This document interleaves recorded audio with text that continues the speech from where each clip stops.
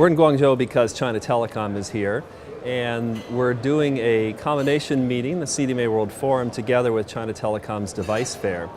And it's not just like any device fair. You've been there, you've seen what it looks like. To me, it looks like CTIA, but it's all for one operator, and they'll have over 10,000 visitors here, over 100 exhibitors. And it's pretty easy to tell why we're here because there's over 100 CDMA handset manufacturers just in the Guangdong province.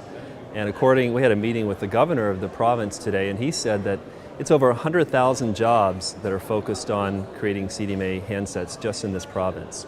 The ones who are dominant actually have been some of the foreign manufacturers. HTC has done quite well. Samsung is doing very well here. But there's some others. Coolpad is one you'll see in the exhibit hall there. And there's Huawei, ZTE of course are big manufacturers as well.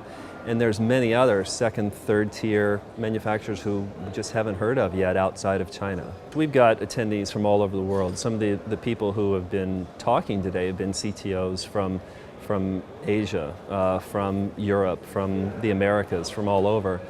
We've got the chipset manufacturers, Qualcomm and VIA are both exhibiting, so it is a fairly technical group. Yesterday we had a training session here on 1X Advanced, so we're providing some technical training as well as some work on machine-to-machine and on our device efforts. So there's some technical aspects, but I guess the bulk of what we're talking about at CDMA World Forum is focused on the business aspects of CDMA. With the explosive growth, I mean that is a cliche now, but with smartphones coming and driving that growth, not just on the wired internet, but in many countries that don't have wired, it's the wireless internet, carriers need additional capacity. So fortunately, the roadmap of 1X Advanced will free up additional capacity for voice, and then EVDO Advanced does that same thing for EVDO. Some carriers are starting to deploy RevB, which is aggregated channels, and that helps not only their throughput, but the speeds as well. The other thing they're looking for is applications. Fortunately, with Android and other operating systems, it's really helped out the ecosystem for devices in general, and probably for CDMA in particular, and they're looking for applications to continue to drive that growth, as well as trying to protect their capacity, which is a big challenge.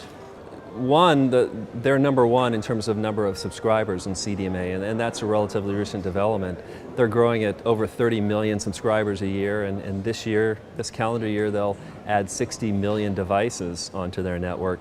So I guess that's the thing that's most unique about China Telecom is their size.